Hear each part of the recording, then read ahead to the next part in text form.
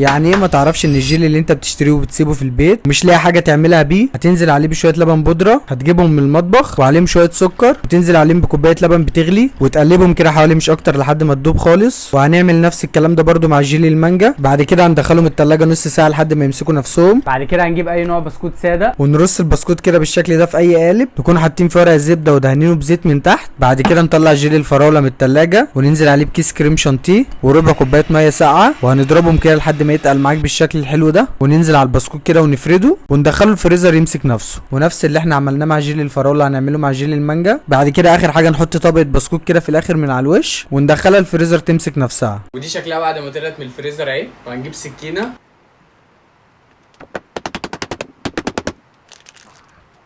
كده. انت عملت احلى واسرع سندوتش ايس كريم في العالم. انا ما شفتش اسهل من كده الصراحه، صدقوني طعمه تحفه، لازم تجربوه. بس كده ما تنساش تعمل سيف للفيديو عشان تجربها، واعمل لي فولو عشان صدقني هتستفاد.